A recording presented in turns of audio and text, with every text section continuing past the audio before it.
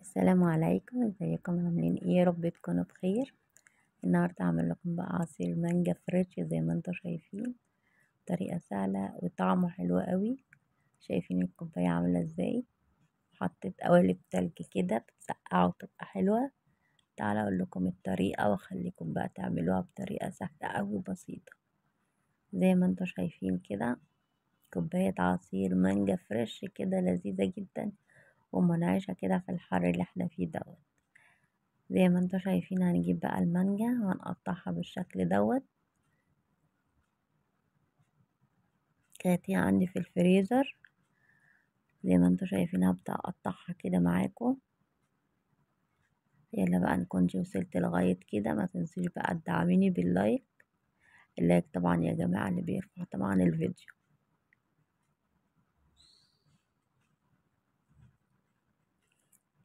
يلا كلنا نشجع طبعا بعض عشان نوصل برضو.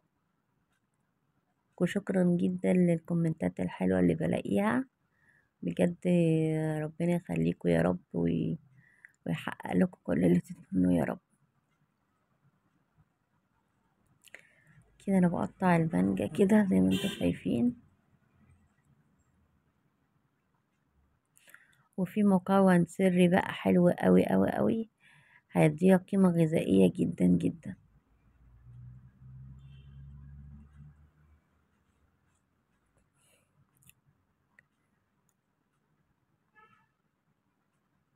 طبعا العشق المانجا دي عشق بجد. كده نزلت بالمانجا منجاية كده، وفي مكون زي ما انا قلت لكم هيخليها حلوة قوي.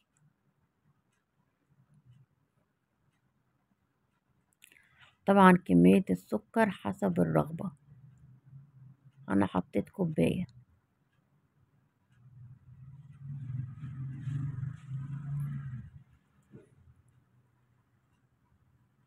وده المكون السري بتاعه. انا جبت حبيتين من الجزر وسلقتهم وحطيت عليهم 3 4 معالق سكر وسلقتهم، بيديله قيمة غذائية حلوة قوي.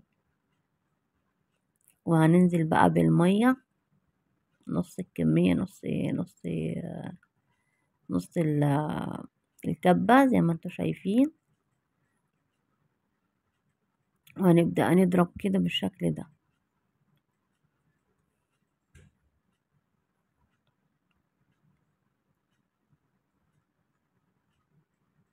طعمه كان حلو قوي ومنعش وجميل جدا، والجزر اداله طعم حلو قوي. وطبعا دي قيمة غذائية تديها لأطفالك.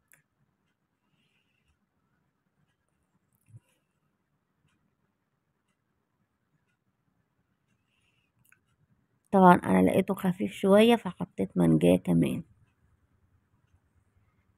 وهنحط شوية سكر.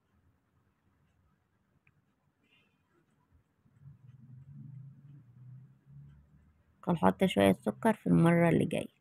انا هضربه شوية وهنحطه في الازازة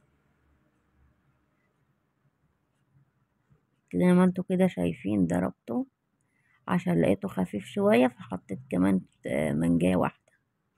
احنا كده حطينا 2 مانجا.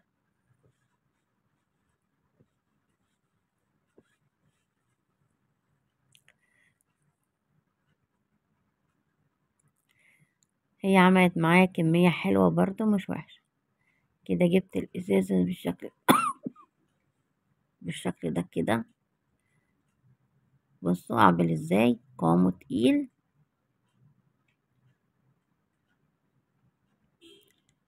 وكان طعمه حلو قوي.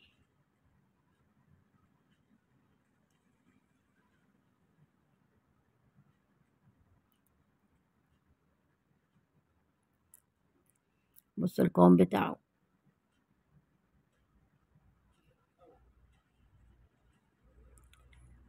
القوام بتاعه كان حلو قوي. كده جبت السكر، بقيت السكر بتاع 4 معالق كده. كده دوبك انا حطيت في كل ده كوباية واحدة، والكمية السكر حسب الرغبة. وحطيت مية بس هي ما اتصورتش.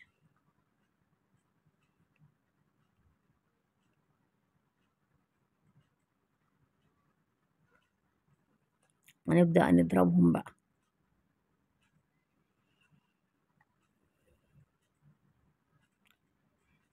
حطيت طبعا مية بس ما اتصورتش، هننزل بقى كده بإزازة تانية.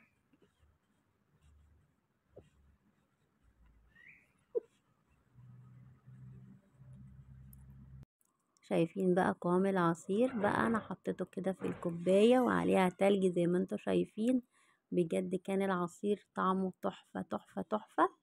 جربوا الطريقة دي هتعجبكم جدا. بصوا هو عامل ازاي، بجد حلو قوي. وطبعا اتمنى ان كنتوا تشجعوني باللايك وتكتبوا لي رأيكم في الكومنت ايه.